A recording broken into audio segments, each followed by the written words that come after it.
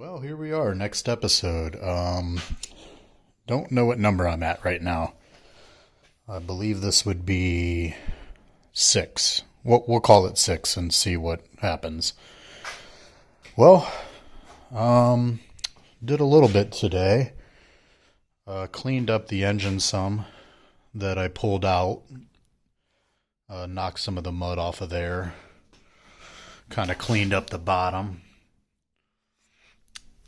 Well, that's pretty much all we'll be doing to that for right now. I gotta pull my chain off because I'm about ready to start mocking up the engine. So, got the V8 pretty much ready to kind of set in the engine bay. I've mounted my AC compressor mount. I do need to double check this in clearance with the mount adapter. I'll probably do that in the truck though. I've got this kind of loose, as you could see with the AC bracket. I don't have very much back and forth movement, but we'll see if that's enough. If not, then I guess I'll have to figure something out, maybe notch this out or something, but that's all going to depend on how that the AC compressor sits right there. I'm pretty sure this is the very back of the compressor, so it should clear right there. But we'll find out once we clearance this and make sure everything looks good. Oh, excuse me. I just got back from the dealership. I'm still missing this bolt for the AC compressor. I'm trying to run all factory kind of bolts. That way everything kind of matches. And it'll be easy to kind of look up parts if needed for the future. So this is all the attachments that a 2016 Camaro AC compressor bracket will have. This is the factory stud. I took that off because I don't want to bang it on anything. But yeah, all the bolts will be what the factory calls for with the correct part numbers. So I added a little washer between the mount and the engine. I'm using the current performance comes with different bolts for this, but they're Allen heads. Not really sure I'm a big fan of that. Just because they do tend to... Let me see if I can get one of these out while holding this.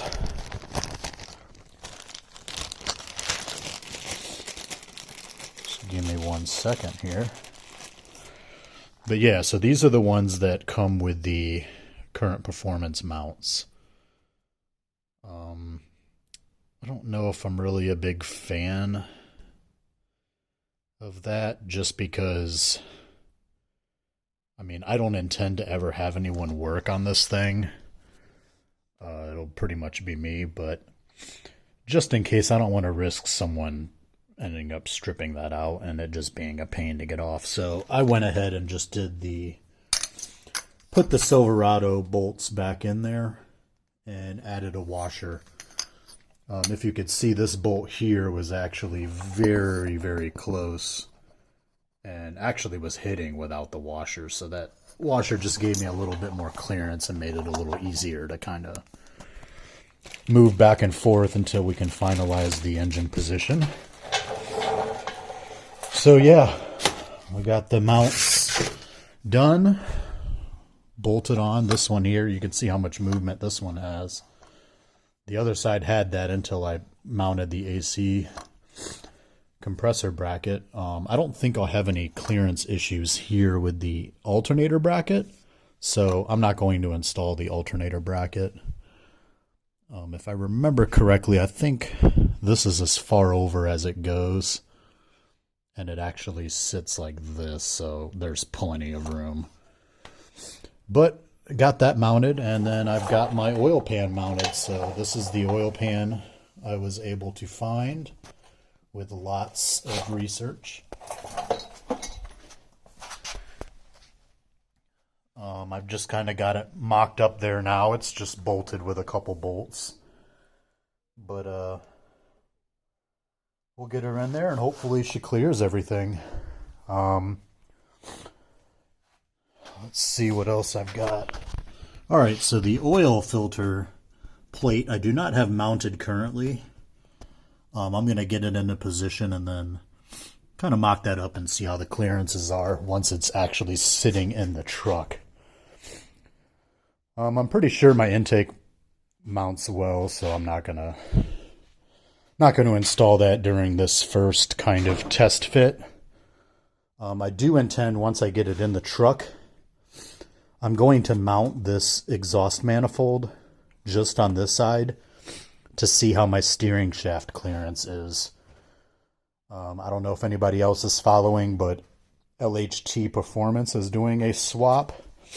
I believe they're doing a 6.2. The overall dimensions are pretty much the same between the 5.3 and the 6.2.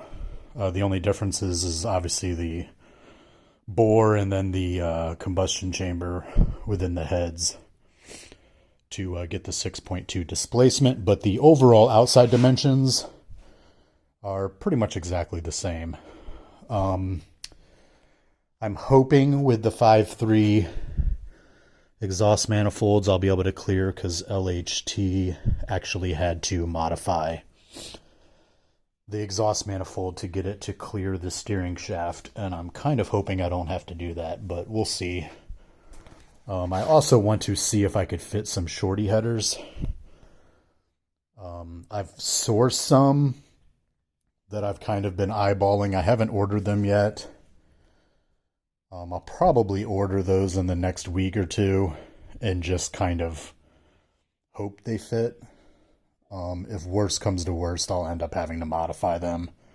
I'm pretty sure I'll end up having to modify the Y-pipe portion, but they seem to look pretty good, and they come with high-flow cats. So my intention is to run cats on this for emissions. I do have to do emissions testing in my county, which is kind of odd. They only do it in certain counties. I'm in the state of Georgia, and I happen to live in one of the counties where I have to get it tested. So I'll go ahead and run high-flow cats.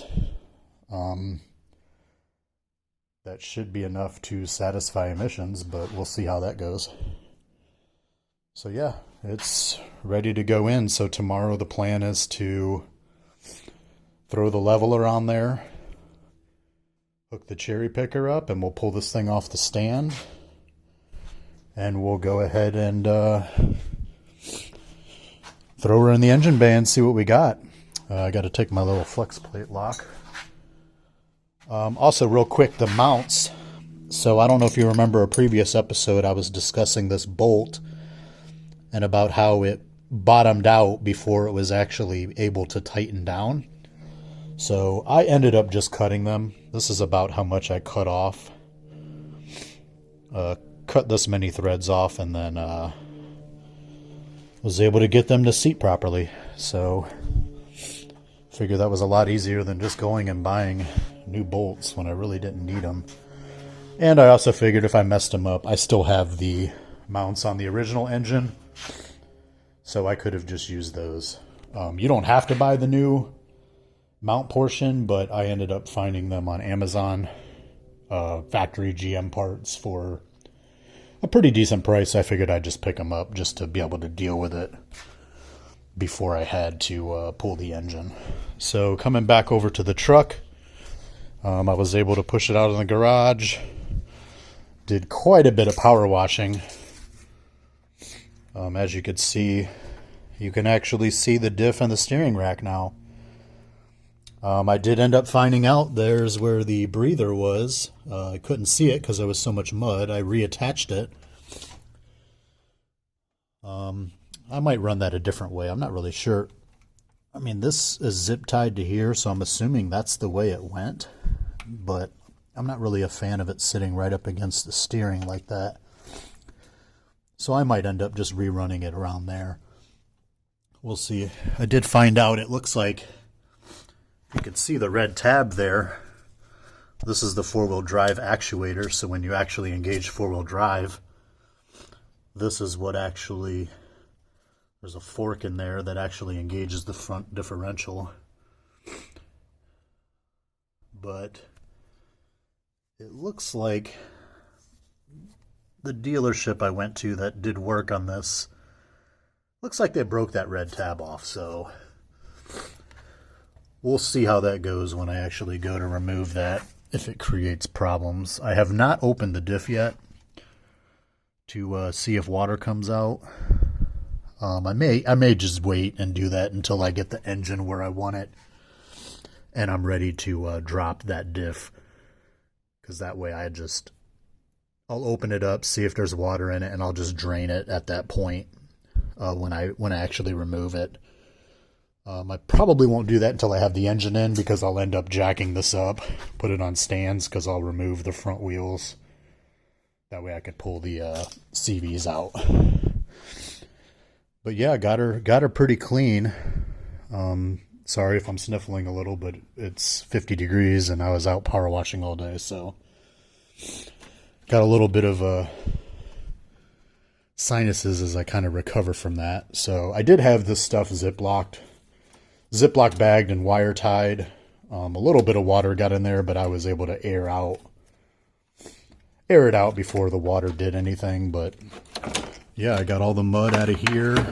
There's still a little bit of water in there, but it'll dry out. A little bit of mud. I mean, it's not perfectly clean, but it's clean enough. I mean, if you've seen some of the pictures that I post, this thing, as much as I keep it pretty clean, it still gets pretty muddy. But yeah, I got a lot of the undercarriage cleaned as well. Not too bad. But yeah, so we're pretty much ready to drop in that V8. Make sure our oil pan clears. Get our mounts kind of set. And then I'll probably mock the transmission up in there. Or I may just take some dimensions. I'm pretty sure wherever I get the engine mounted, if it clears everything, it should allow the transmission mount to line up to the cross member. But I'll go ahead and pull the tape measure out, and I'll probably just tape measure that out to make sure it's close. And then once I kind of finalize the installation of the engine, then I will kind of tweak it from there. But yeah, so we're doing pretty good. At least for where I want to be. I mean, my original goal was to have the motor out, the stock motor out by end of March. It's middle of March. My goal now is to have the engine the V8 mounted in the engine bay by end of March. So hopefully that'll be next weekend. Today's Saturday, so I will have this mocked up tomorrow. Verify all my clearances. If they're all good, then next weekend I'll seal the oil pan and get her in here for good. And then can start kind of figuring everything out. I did order a radiator and AC condenser, and they were supposed to be here yesterday, but they never came, so gotta call FedEx and find out what happened to those. Other than that, I think that's pretty much it for today's episode. I figured I'd do this one kind of quick. We'll get this one out, and then do one tomorrow actually showing the engine in there and see what our clearances look like.